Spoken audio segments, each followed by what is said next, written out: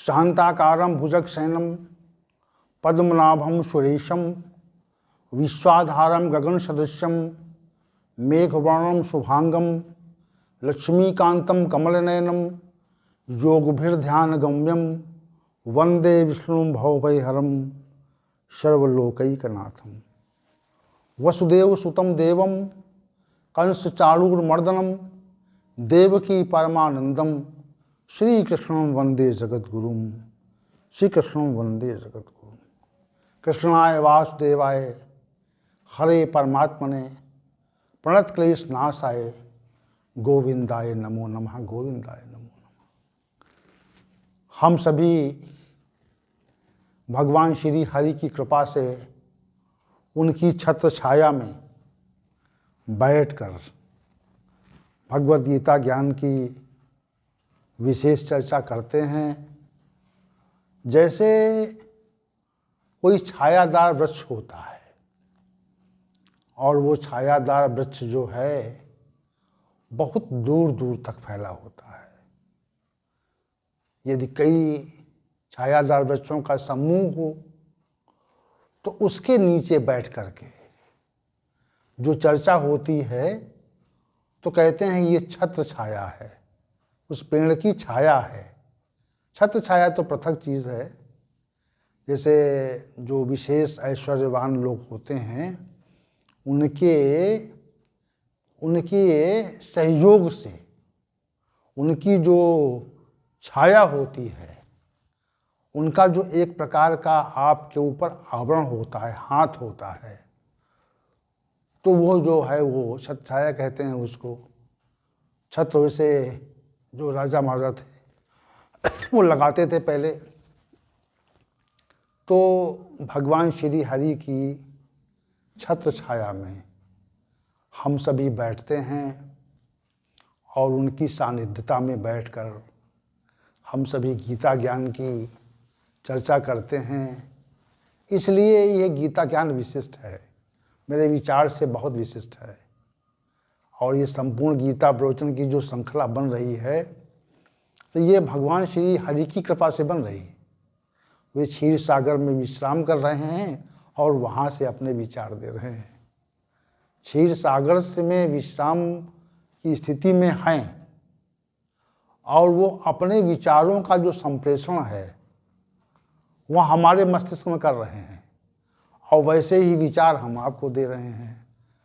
तो चूँकि अब वर्तमान में तो बड़ा वैज्ञानिक युग है, उसके संबंध में बताना क्या सब जानते हैं, कहाँ से प्रसारण होता है, क्या उपग्रह वगैरह लगे होते हैं और उन उपग्रहों के माध्यम से समस्त प्रसारण होता है, मीडिया इत्यादि का जो चैनल्स होते हैं, तो उसको बताना क्या। लेकिन हमारा जो आभास है, हम जो विचार करते हैं, सोचते हैं कि भगवान श्री हरि ही क्षीर सागर में बैठ करके कुछ विचार हमको देते हैं और इसका हमें थोड़ा सा आभास भी होता है कि हम कैसे बोल सकते हैं। तो गीता ज्ञान की चूँकि चर्चा जो है वो बड़ी विशद होती है, उनकी कृपा से ही होती है। आचार्य शंकर जैसे विशिष्ट विद्वानों ने, अपने समय के काल के विद्वानों ने इस पर भाष्य लिखे हैं और भी विशिष्ट लोगों ने, महान पुरुषों ने भाष्य लिखे हैं। जैसे संत ज्ञानेश्वर इत्यादि ने भी भाष्य किया है और भी जो अपने समय के जो प्रकांड विद्वान रहे उन लोगों ने इस पे भगवद गीता पे भाष्य किए हैं और वो सब विशिष्ट विद्वान थे और उनकी जो कृतियां हैं उनको पढ़ते हैं हम तो लगता है कि वास्तव में विद्वान थे वो लोग। तो हम उतने विद्वान तो खैर नहीं हैं और न ही विद्वता हमारे अंदर है। हमारे अंदर तो एक आश्रय है, वह भगवान श्री हरि जो शेषनाग पर विराजमान हैं और वहाँ से वो विचार देते हैं तो हम कह देते हैं। तो प्रसारण है वहीं से हो रहा है, हमारे पास कोई क्षमता नहीं है।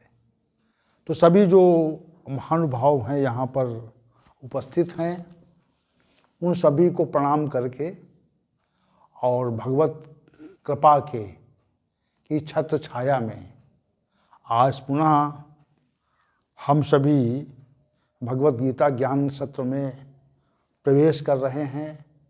अध्याय 14 गुणत्रय विभाग योग और श्लोक संख्या 12 पर विगत सत्र आरंभ हुआ था और आज भी इस श्लोक संख्या 12 पर ही आज की चर्चा को हम केंद्रित करेंगे। श्री भगवान ने कहा, लोभा प्रवृत्ति आरंभा कर्मणाम असमा स्पृहा रजस एतान जायन्ते विवृद्धे भरतर्षभ। हे अर्जुन, रजोगुण के बढ़ने पर जब वृद्धि होती है शरीर में रजोगुण की, तो लोभ प्रवृत्ति कर्मणाम आरंभा कर्मों का आरंभ होना, आशम यानी अशांति, और स्पृहा यानी सांसारिक पदार्थों की आवश्यकता की अनुभूति, ये सब उत्पन्न हो जाते हैं।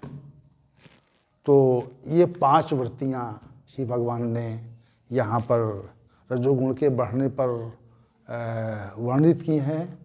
तो इसमें जो एक वृत्ति लोभ थी, उस पर हमने विगत सत्र में चर्चा की थी। वास्तविक रूप से तो लोभ वाली जो वृत्ति है वह बड़ी ही, रजोगुण की जो लोभ वृत्ति है वह बड़ी विकराल है, विकट है। विकट इसलिए है कि जैसे कोई मनुष्य जब रजोगुण से आवृत हो जाता है, तो रजोगुण से आवृत होने के पश्चात, रजोगुण से आवृत में ढक जाने के पश्चात उसमें जब क्रियाशीलता बढ़ाती है रजोगुण की, तो उसके मन में एक विशेष प्रकार का लोभ उत्पन्न हो जाता है। जैसे उसने जीवन पर्यंत बहुत प्रयास से बहुत धन एकत्र कर लिया हो, तो वृद्धावस्था में जो धन संकलित हो गया है, वृद्धावस्था में जो धन संकलित हो गया है, तो उसको वह देखता है और अति वृद्ध हो जाने पर भी उस धन के प्रति जो लोभ की वृत्ति है कि ये धन हमारा है और हमने इसको बड़े प्रयास से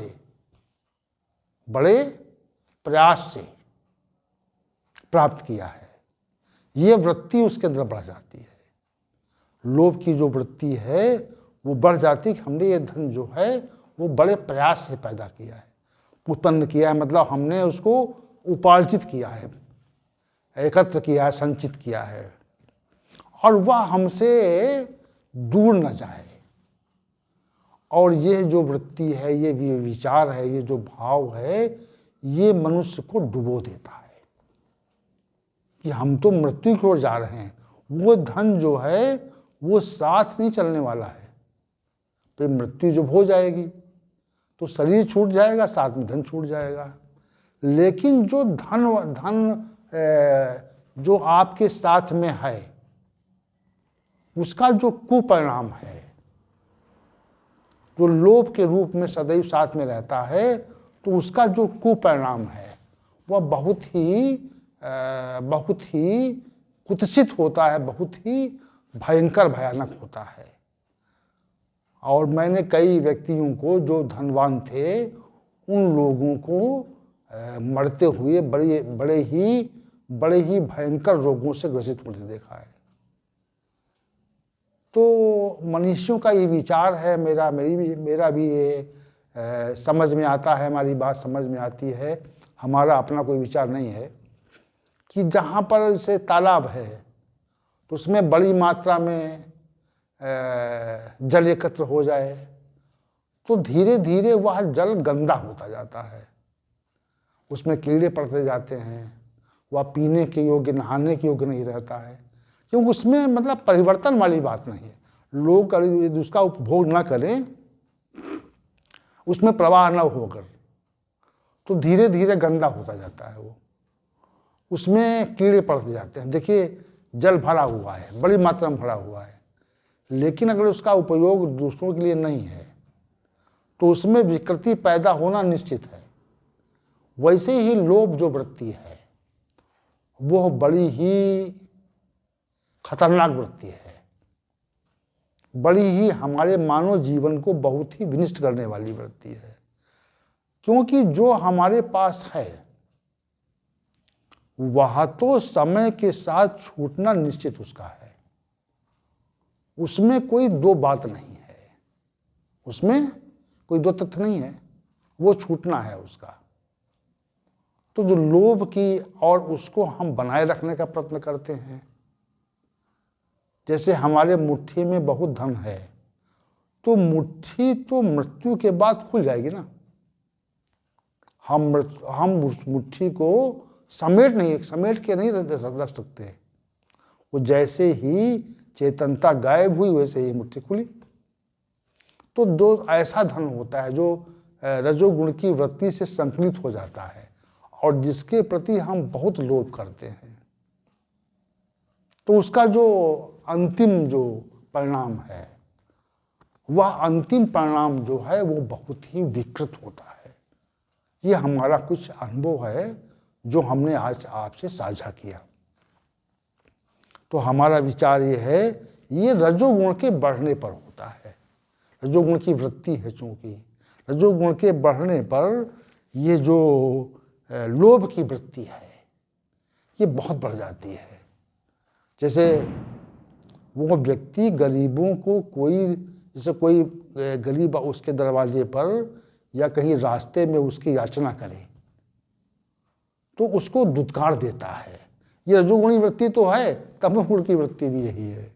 तमोगुणी स्वभाव के लोग जो हैं वह भिखारियों को देखकर उनको दुत्कारते हैं। देना तो दूर की बात है, कोई व्यक्ति आपके सामने हाथ पसार रहा है तो हाथ पसारने पर आपको उसने इस योग्य समझा, आपको इसने इस योग्य माना कि आप उसे कुछ दे सकते हैं, तभी उसने याचना की। और याचना करने पर हमने उसको दुत्कार दिया तो हम अपनी स्थिति से स्वतः गिर गए। क्या हुआ? हम अपनी स्थिति से स्वतः गिर गए, क्योंकि उस व्यक्ति ने हमको याचक समझकर और हमें इस योग्य मानकर हमसे याचना की, और याचना करने पर हमने उसको दिया नहीं, वरन उसको दुत्कार दिया, उसको भगा दिया। तो इसका जो प्रभाव है, इसका जो शरीर पर प्रभाव पड़ता है वो बड़ा कुत्सित पड़ता है।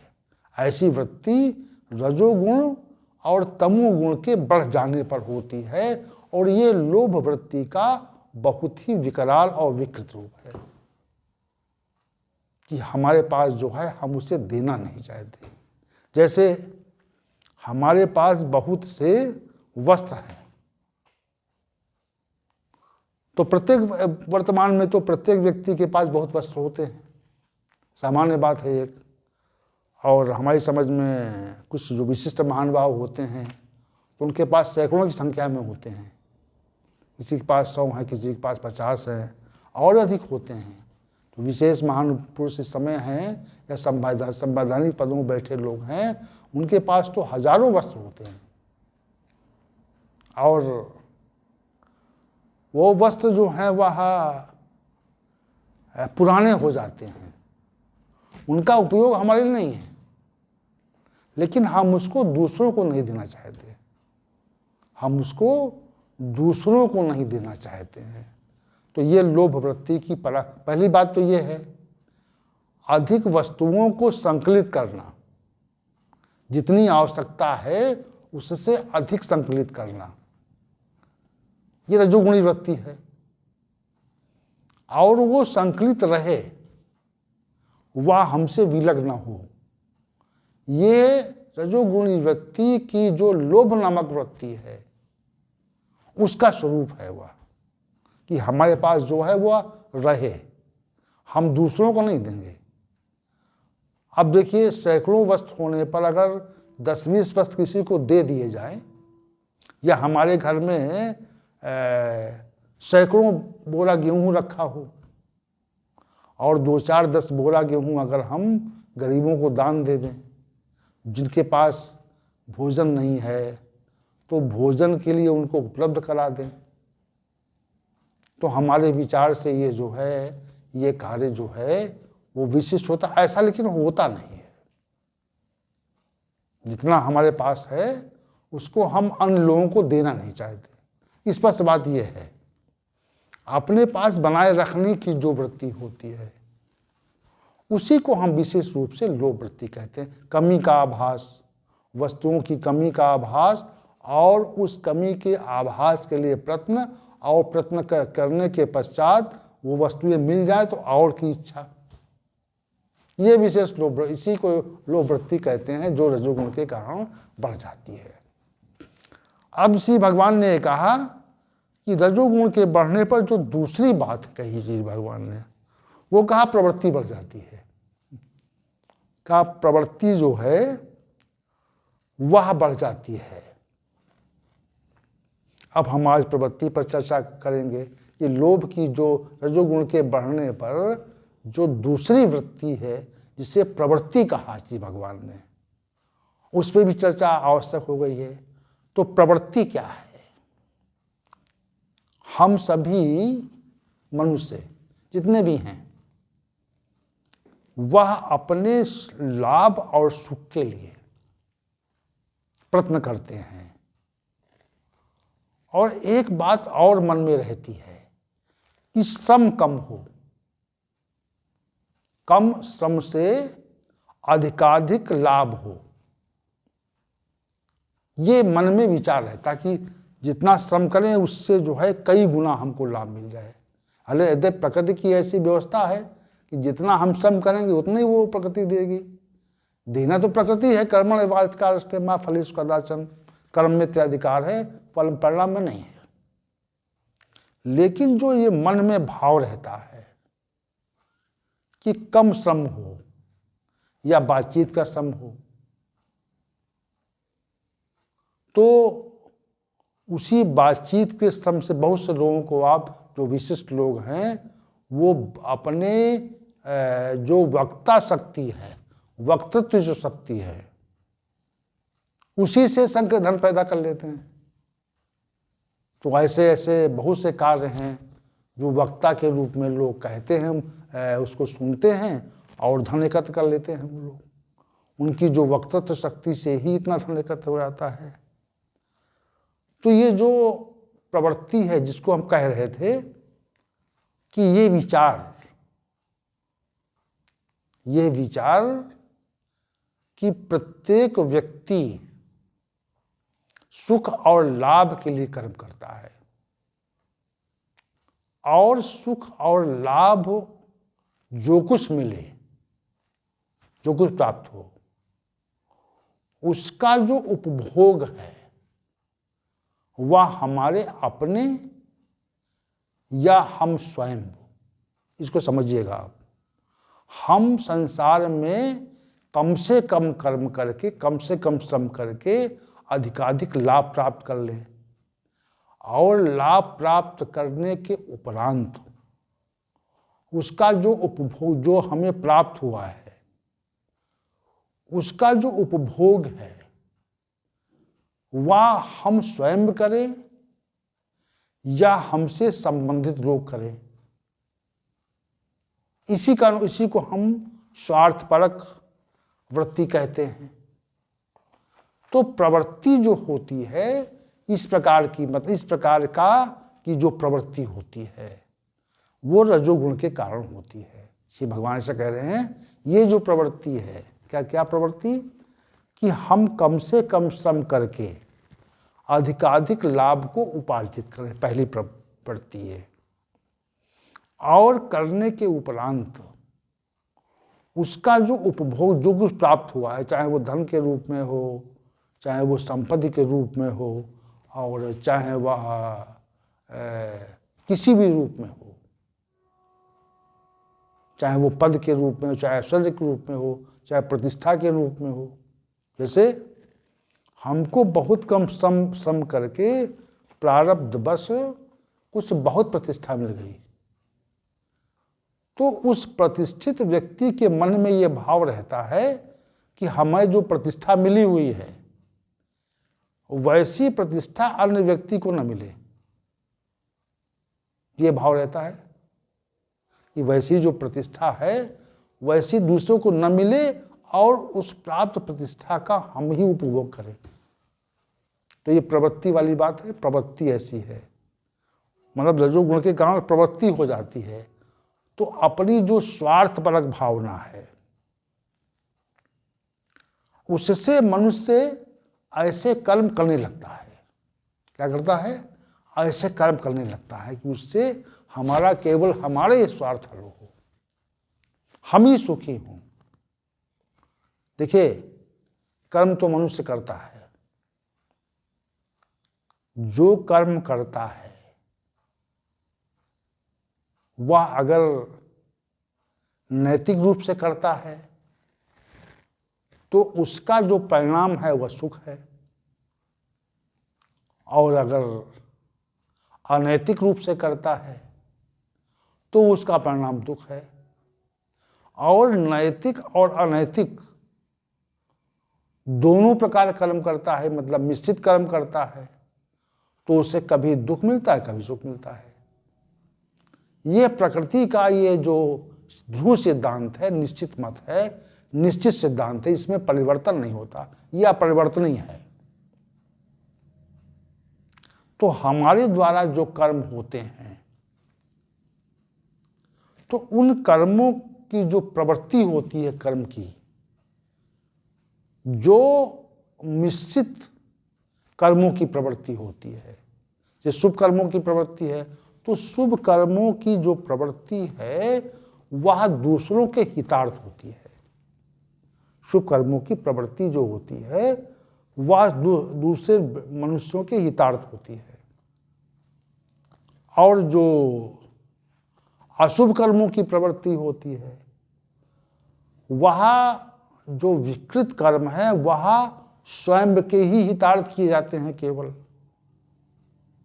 और जो तीसरा मिश्रित कर्म है वह अधिकाधिक रूप से स्वयं के स्वार्थ के लिए किए जाते हैं। दूसरों की स्वार्थ की भावना से अगर कोई ऐसा कर्म करता है तो उसके बदले में कुछ उपकार चाहता है, बिना उपकार के नहीं। बिना हम ये विचार करते हैं कि हम इसकी सहायता करें, तो उस सहायता से हमको क्या लाभ होगा। ये बात नहीं कि हम सहायता करेंगे तो हमको लाभ हो चाहे ना हो, ये बात नहीं है, ये तथ्य नहीं है। जहां पर ये तथ्य नहीं है वहां रजोगुण है। जहां पर ये विचार नहीं है कि हम इस व्यक्ति की सहायता करेंगे तो हमको कुछ मिले अथवा ना मिले, हमको कुछ ना मिले, मिले अथवा ना मिले ये बात नहीं है, ये हम गलत कह गए। हमको कुछ ना मिले, हम इस व्यक्ति की नैतिक सहायता करेंगे, तो ये सात्विक प्रवृत्ति हुई। और दूसरी बात यह है कि हम किसी व्यक्ति की सहायता करेंगे तो हमको उस व्यक्ति की सहायता से कितना लाभ मिलेगा, हम उस व्यक्ति की सहायता करके क्या लाभ लेना चाहते हैं, ये विचार मन में बार बार चलता है। इस व्यक्ति की सहायता तो लिए खड़े हो रहे हैं कि इससे क्या मिलने वाला हमको है। ये बात जो है ये रजोगुणी बात है। पहली बात क्या थी? सत्वगुणी बात थी कि हम जिसे सहायता की आवश्यकता है तो उसकी सहायता हम करेंगे, सत्वगुणी विचार। ये विचार कि हम किसी की सहायता करेंगे तो उससे हमें क्या मिलेगा, क्या लाभ होगा, रजोगुणी प्रवृत्ति, रजोगुणी विचार। और तीसरा, हम दूसरे की सहायता करेंगे तो उससे जो मिलेगा उसको हम अपने पास रख लेंगे, इसको नहीं देंगे या बहुत कम मात्रा में देंगे। हम किसी की सहायता करते हैं तो पहले तो सहायता का विचार नहीं आता है। तमोगुण में सहायता का विचार नहीं है। तमोगुणी प्रधान मनुष्य दूसरों की सहायता नहीं करता, ये विशेष बिल्कुल स्पष्ट बात है। तमोगुणी व्यक्ति अगर किसी की सहायता के लिए खड़ा हुआ है अगर, तो ये मानना चाहिए उसके पीछे कोई बहुत विकृत भावना है उसके अंदर। क्या है? ये सारा जो खेल है, दुनिया का जितना भी खेल है वह गुणों पर ही आधारित है। इसलिए ये अध्याय संख्या 14 बहुत विशिष्ट है। इसलिए हम इसकी व्याख्या भी भगवान की कृपा से करना चाहते हैं, समझाना चाहते हैं लोगों को, और जैसी भगवान की प्रवृत्ति देगा वैसा काम होगा। तो ये तमोगुणी वृत्ति है, प्रवृत्ति है। तमोगुणी प्रवृत्ति ये है कि हम दूसरों की सहायता करना ही नहीं चाहते, और सहायता करने का मन में अगर भाव आया है तो हमारे मन में, तमोगुणी मनुष्य के मन में जो ये भाव आया है उसके पीछे बहुत विकृत भाव छिपा हुआ है।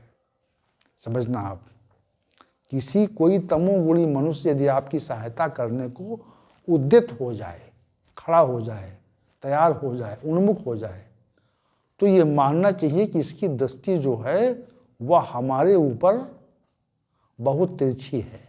भले ही वो मुस्कुरा रहा है, उसमें मुस्कान तो है, आपकी सहायता करने में उसके अंदर मुस्कान है, लेकिन उसके मन में मुस्कान है, लेकिन उसकी जो आंतरिक भावना है जिसको हम समझ नहीं पा रहे हैं, वह आंतरिक भावना बहुत विकृत है।